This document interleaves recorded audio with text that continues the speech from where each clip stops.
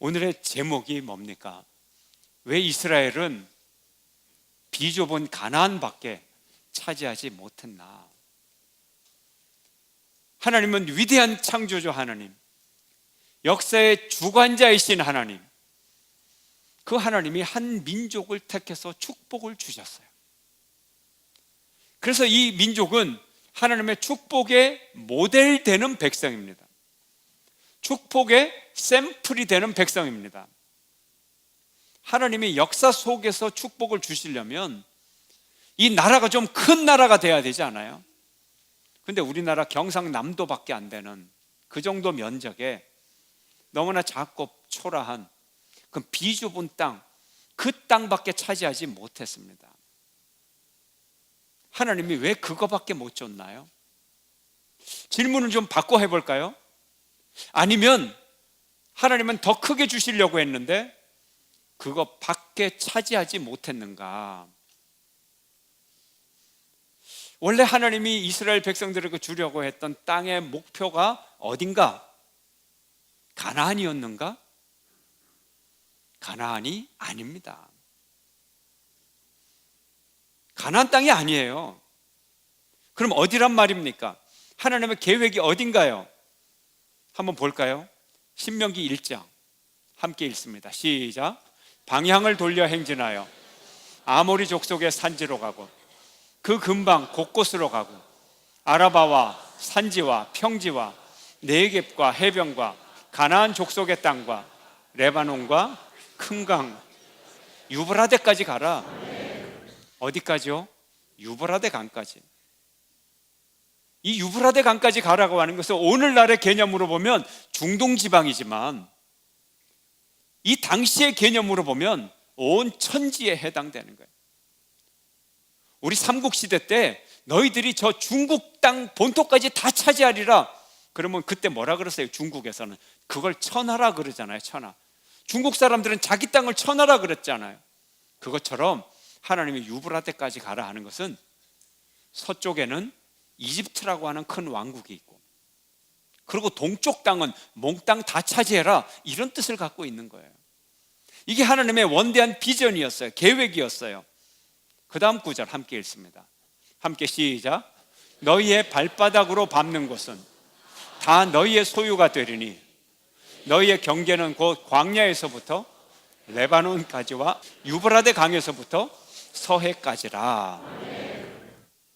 발바닥으로 밟는 곳을 주리라. 아까 신명기 1장 7절에서는 가라. 지금 신명기 11장 24절에서는 너희가 밟으면 그 땅을 주리라. 밟기만 하면, 가기만 하면, 그리고 발로 밟으면 그 땅의 주인이 되는 거예요. 그런데 가는 게 쉽지 않고 발바닥으로 밟는 게 정말 쉬운 일이 아니라는 거예요. 근데 밟아야 그 땅을 소유할 수 있어요. 우리가 가을의 추수에 풍요한 축복을 받을 때 하나님이 어떻게 주시느냐? 1년 내내 땀 흘리고 인내하는 수고를 통해서 추수의 축복을 주세요. 우리에게 자녀의 축복을 누구를 통해 줘요? 부모의, 그 부부의 사랑을 통해서 자녀가 나오는 거예요. 영토의 축복, 정복하는 용기를 통해서 영토를 주는 거예요. 부부가 믿음이 좋아요. 두 손 잡고 기도합니다. 하나님, 우리 아이를 주세요. 아이를 주세요. 임신도 안 했는데 어느 날 갑자기 부부 사이에 응애 하고 아이가 태어났어. 이런 거 없거든요. 하나님은 역사의 과정을 통하여 주는 거예요.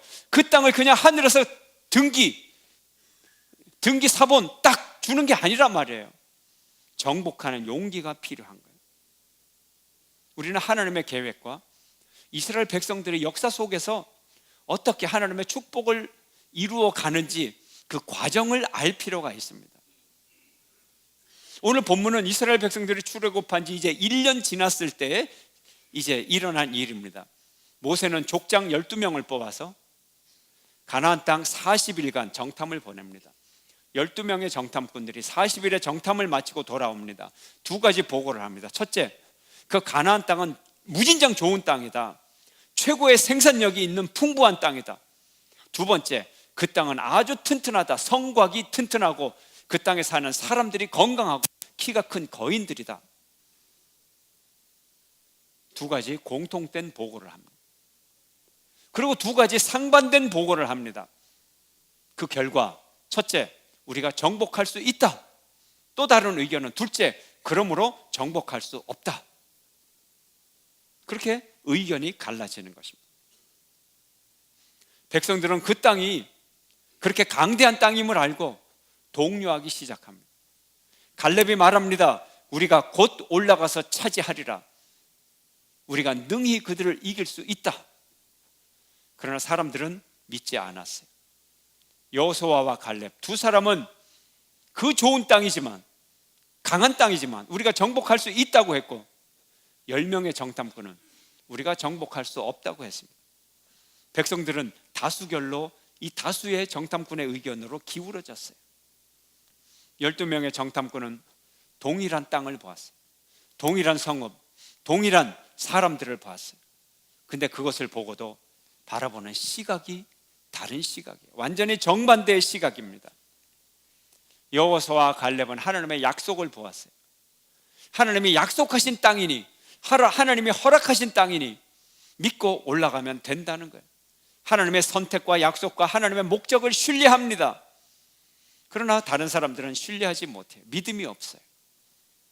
이처럼 역사의 목표를 향하여 가는 데는 두 가지 태도가 있습니다. 긍정적인 세계관과 부정적인 세계관. 그러나 이 두 세계관을 중재할 수 있는 길은 없어요. 하나는 약속을 이루는 길이고 하나는 멸망에 가는 길이고, 하나는 천국의 길이고 한 길은 지옥의 길입니다. 두 세계관을 중재할 수는 없지만 현실 속에서 이 두 세계관이 공존해 있는 거예요. 왜요? 사람들이 다양하니까. 그래서 이스라엘 백성들이 가나안 땅에 들어가지만, 그토록 두려워하던 가나안 땅까지는 가지만 이 가나안 땅을 넘어서 유브라데까지는 가지 못하는 겁니다. 그래서 겨우 가나안 땅까지 가는 거예요. 우리의 인생의 목표가 어디서 중지하는가? 여러분의 삶이 뻗어나가다가 어디서 멈추는가? 하나님을 향한 믿음이 없어서 그런 거예요. 우리 대한민국이 왜 방향을 잃었는가? 대한민국이 지금 어디 있는가? 목적을 잃었어요. 목적을 잃었어요. 우리는 어디까지 왔어요?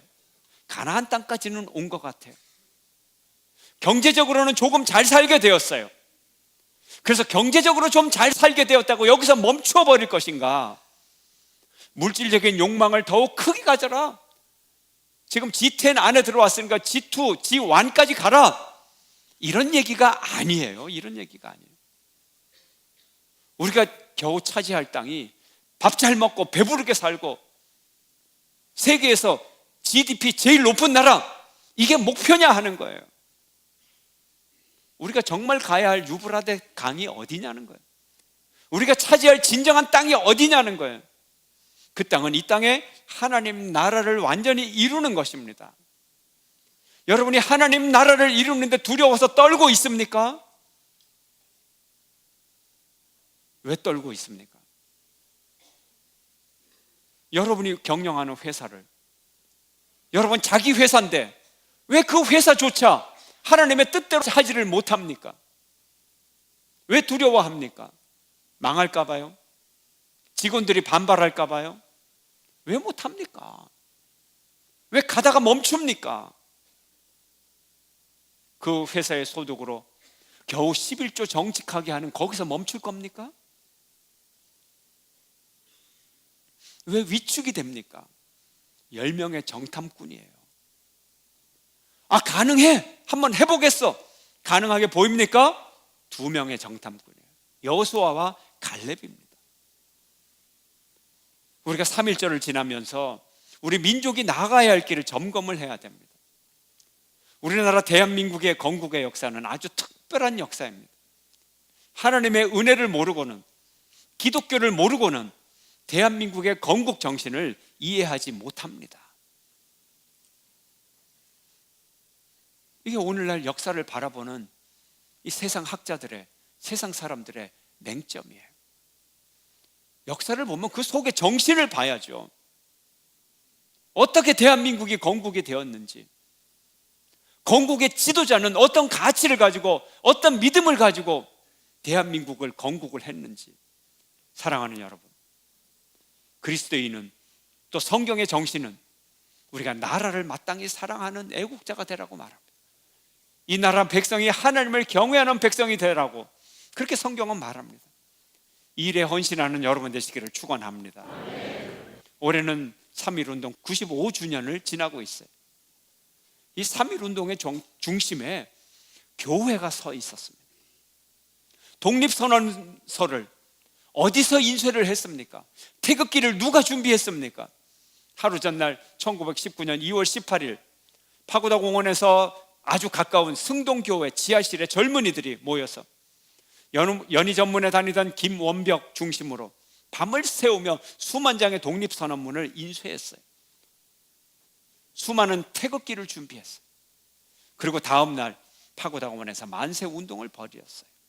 전국적으로 퍼져나갑니다. 6일 전북 군산에서 구암교회 성도들이 만세 운동을 벌입니다. 살해장터 만세 운동. 8일 날 대구 제1교회, 남산교회, 기독교학교, 개성학교, 신명여학교 이들을 중심으로 대구 만세 운동이 시작이 됐어요. 4월 1일 유관순 중심으로 아운의 장터 만세 운동, 그리고 제합리 학살로 유명한 경기도 발안, 북쪽의 평양, 의주, 정주 이런 곳에서 만세 운동이 퍼집니다. 어디를 중심으로? 교회를 중심으로. 교회를 중심으로. 대구도, 서울에 이 독립선언문을 교회 목사님, 대구제일교회 목사님에게 먼저 200부를 갖고 와서 그것을 하자고 시작이 되는 것입니다. 3.1운동은 신앙적 행동이었고 동시에 애국적 행동이었습니다. 내 이웃을 내 몸과 같이 사랑하라는 이 말씀이 나라 사랑으로 실현이 되는 것입니다. 우리는 나라와 민족을 위하여 기도합니다. 포로 신분으로 바벨론에 잡혀갔던 다니엘은 자신이 총독으로 출세했음에도 불구하고 멸망당한 조국 이스라엘을 위하여 하루 3번 기도했습니다. 히스기야는 아수르 제국이 쳐들어오는 풍전등화와 같은 상황 속에서 나라를 위하여 기도했습니다. 3.1 만세운동이 퍼져나가자 일본 순사가 애국지사들을 다 체포를 했습니다. 월남 이상재 선생을 취조하면서 칼을 뽑아 목에다 칼을 들이대면서 누가 3.1운동을 주동했느냐고 질문을 합니다. 월남 이상재 선생이 꼿꼿하고 당당하게 대답합니다. 하나님이 주동하셨습니다. 신앙으로 시작한 거예요. 사람이 시작한 운동이 아니에요. 대한민국은 이렇게 하나님 신앙 위에서 건국이 되었습니다. 1848년 봄, 한국 역사상 최초의 재헌 국회를 개회할 때 임시의장 이승만 박사가 첫 마디가 이렇게 시작이 됩니다. 대한민국 독립민주국회 제1차 회의를 여기서 열게 된 것을 우리가 하나님께 감사해야 할 것입니다. 종교 사상이 무엇이든지 누구나 오늘을 당해가지고 사람의 힘으로만 된 것이라고 우리가 자랑할 수 없을 것입니다. 그러므로 하나님에게 감사를 드리지 않을 수 없습니다. 이게 대한민국 국회의 첫 번째 발언이에요. 대한민국 서류 이 속기록에 보면 첫 문장이 이렇게 시작이 되는 거예요. 대한민국 속기록 국회 헌정사 137만 페이지에 이 첫 페이지의 첫 문장이 이렇게 시작이 되는 거예요. 그리고는 감리교 목사이며 국회의원으로 당선된 이윤영 국회의원을 향하여 말합니다. 기도 인도를 해달라고 말합니다. 나는 먼저 우리가 다 성심으로 일어서서 하나님에게 감사를 드릴 터인데 이윤영 의원 나오셔서 간단한 말씀으로 하나님에게 기도를 올려주시기 바랍니다. 그래서 이윤영 의원이 나와서, 목사님이 나와서 공식 회의 순서에도 없는 기도를 시작하게 됩니다. 전원이 일어났어요. 참관하던 국민들도 다 일어섰어요. 그래서 정말 간단한 기도를 드립니다. 30분이 넘게. 이 기도문이 속기록에 다 남아있어요.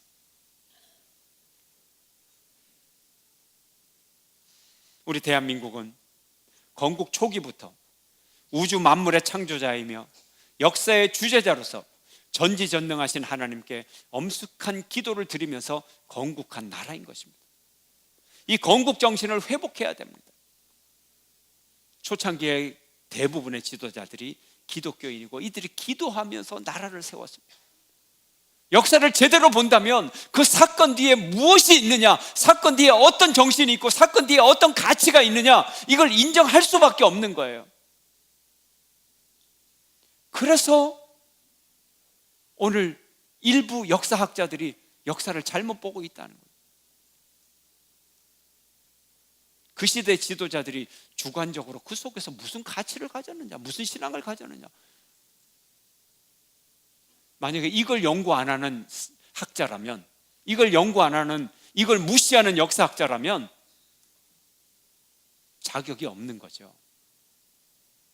자격이 없는 거죠.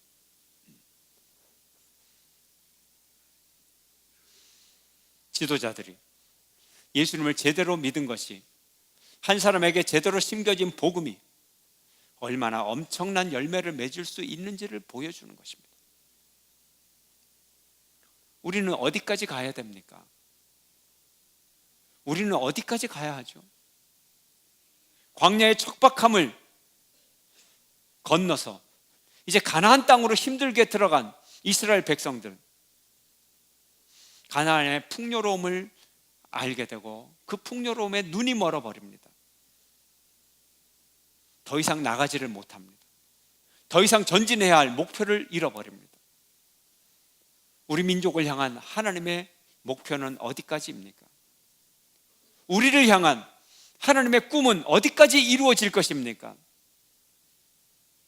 이스라엘 백성들, 애굽에서는 해방이 됐어요.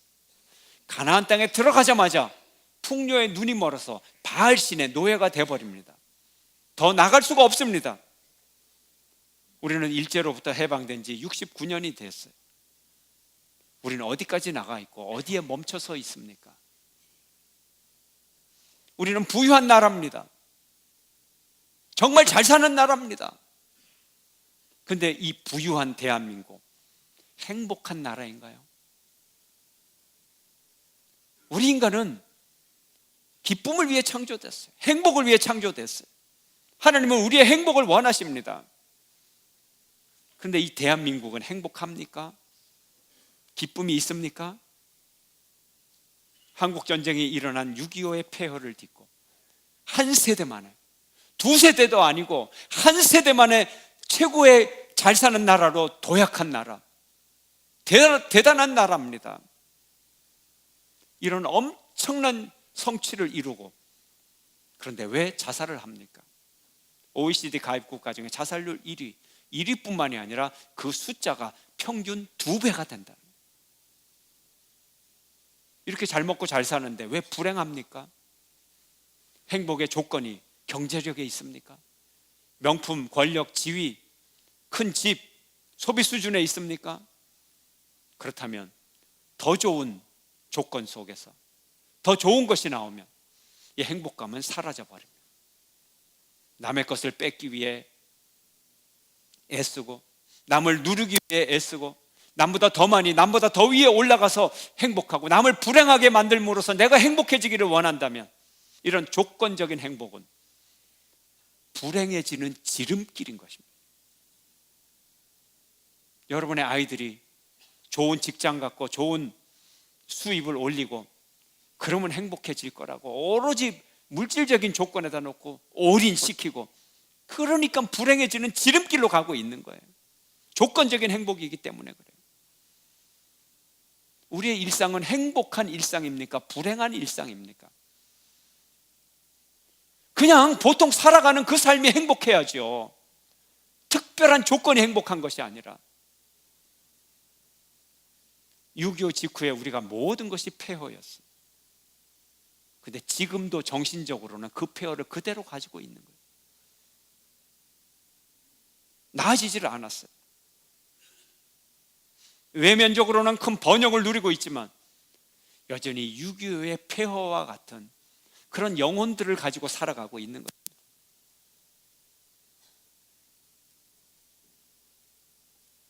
일상이 그래요. 일상이 전쟁이에요. 일상이 그저 육두문자가 그냥 나오는 나라예요.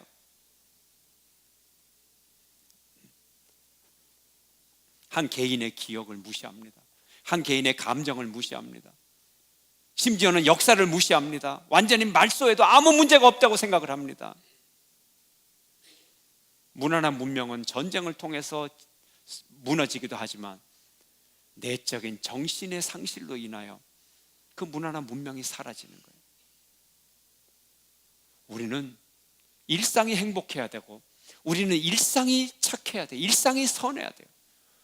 우리 사회에서 선하게 살아가려면 순교의 각오를 하고 선을 해야 되는 거예요. 남을 도와주고, 불쌍한 사람 도와주는 거, 본능적으로 도와주고 함께 마음을 함께 할 수 있어야 돼요. 이게 공동체의 회복이고 가치의 회복이에요. 도덕적으로 살아가기가 왜 이렇게 어렵습니까? 착하게 살기 위해서 간디처럼 결단하고 살아야 되고, 착하게 살기 위해서 루터처럼 순교의 각오를 가지고 착하게 살겠다. 이게 타락한 사회죠. 이게 자연스러워야 됩니다. 복음이 조금 퍼졌다고, 교회가 좀 급성장했다고 하나님의 계획이 모두 이루어진 것 아니에요. 하나님이 우리나라에 물질적 축복을 주셔서 과거보다 조금 더 잘 살게 되었다고 하나님의 축복이 완전히 이루어진 것이 아니에요. 우리는 여기서 멈출 수가 없어요. 우리는 너무나 많은 과제를 여전히 가지고 있어요. 여기서 멈추면 안 됩니다. 우리는 과정 속에 있어요. 도중에서 멈추면 안 돼요. 이 나라를 더 사랑하고 이 역사의 목적을 향해서 가야 돼요. 여러분의 인생의 목적을 더 향해서 가야 돼요. 여러분이 무슨 직업을 가졌다고, 여러분이 얼마만큼의 재산을 모았다고 이제 나는 다 이루었어, 가나안 땅에 만족하지 마십시오. 타락의 길입니다. 예수님의 복음의 가장 큰 특징은 현실을 넘어서 더 새로운 현실로 끝까지 나가라는 거예요. 오늘날의 현실 가운데 우리 그리스도인은 새로운 현실을 향하여 계속하는 나가는 단호한 모험을 계속해서 새롭게 도전해야 되고 시작해야 되는, 우리는 물질적인 풍요를 넘어서서 하나님의 공의와 하나님의 사랑이 이 땅에 널리 퍼지는 그런 나라가 되기 위해서 우리는 끊임없이 나가요. 하나님 나라가 이 땅에, 이 삶의 모든 영역 가운데 구석구석에 다 퍼져나가도록 그런 나라가 돼야 돼. 하나님의 뜻을 위하여 모든 사람이 살아가도록, 그것이 우리의 목표인 것입니다. 우리는 이 나라를 위하여 통곡해야 돼요. 3.1 운동 때처럼 정말 이 민족을 사랑해야 됩니다. 물질적 풍요를 넘어 하나님의 공의로 나가고, 한반도를 넘어 지구촌에 하나님 나라를 심어가는 저와 여러분이 되시기를 축원합니다. 이를 위하여 저와 여러분과 우리 한국교회가 부름을 받았습니다. 바로 이 부름에 합당한 한국교회와 저와 여러분이 되시기를 주의 이름으로 축원합니다.